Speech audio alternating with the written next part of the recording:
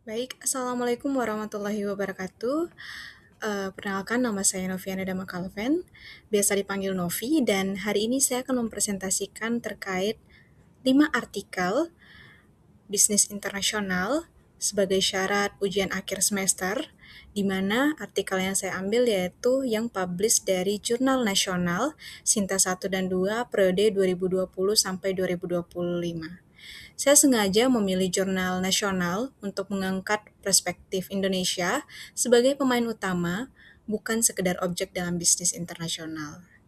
Baik, untuk jurnal pertama yaitu saya mengambil topik terkait diplomasi nikel dan hilirisasi, resource nationalism, di mana judul yang diambil dari jurnal tersebut yaitu Downstreaming Policy and its Impact on Indonesia Nickel Export Performance.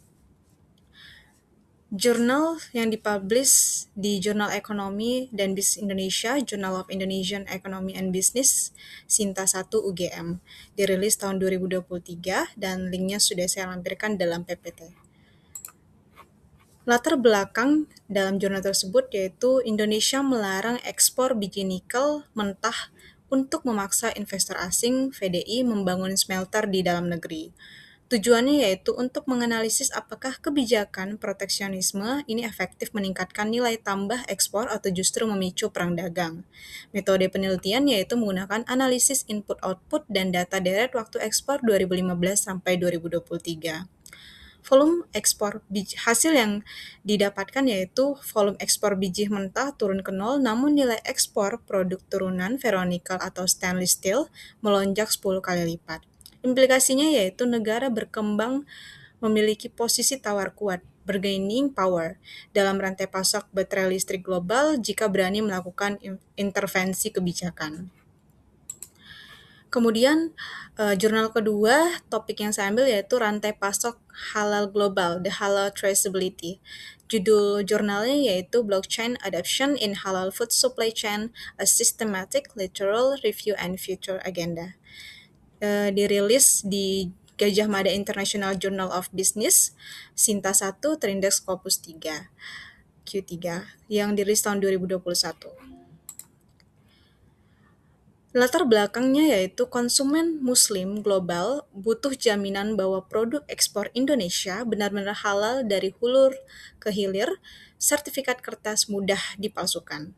Tujuannya yaitu mengevaluasi potensi teknologi blockchain untuk menjamin transparansi traceability produk halal ekspor.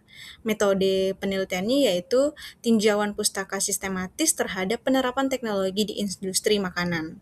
Hasilnya, blockchain meningkatkan kepercayaan konsumen asing secara signifikan karena data tidak bisa diubah atau immutable.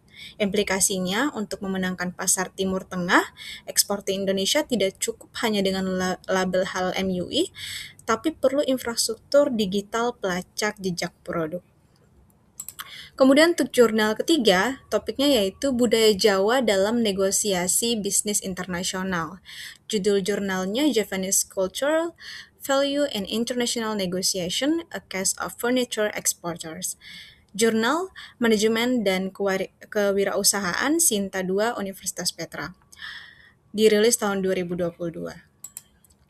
Latar belakangnya yaitu eksportir mebel Jepara atau Solo sering berhadapan dengan pembeli Eropa yang to the point, sementara budaya lokal mengutamakan harmoni. Tujuannya untuk mengungkap bagaimana nilai budaya lokal mempengaruhi hasil negosiasi kontrak ekspor.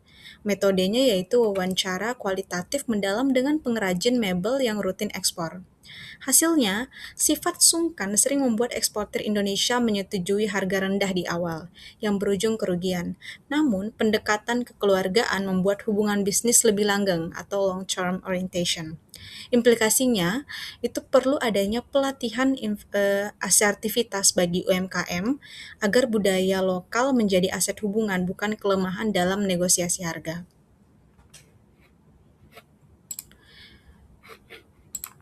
Kemudian jurnal keempat yaitu topik yang diambil diaspora Indonesia dan restoran gastrodiplomasi.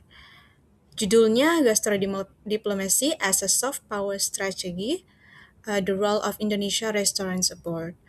Jurnal yang dirilis di Asian Marketing Journal Sinta II Universitas Indonesia tahun 2023. Latar belakangnya yaitu Thailand sukses dengan strategi Kitchen of the World. Indonesia baru memulai dengan program Indonesia Spice of the World. Tujuannya yaitu menganalisis peran restoran diaspora Indonesia di luar negeri sebagai pintu masuk produk bumbu atau rempah nasional.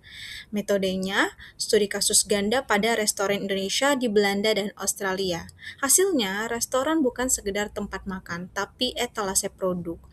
Pengalaman kuliner yang otentik mendorong konsumen asing membeli produk bumbu instan Indonesia di supermarket. Implikasinya, pemerintah harus memberi insentif logistik bagi diaspora yang membuka restoran di luar negeri, karena ini adalah saluran pemasaran ekspor paling efektif. Kemudian jurnal terakhir yaitu terkait adaptasi ekspatriat asing di Indonesia. Judul jurnalnya Expatriate Adjustment and Job Performance in Indonesia, The Majority Role of Social Support. Jurnal yang dirilis di Jurnal Dinamika Manajemen Sinta II UNES tahun 2021.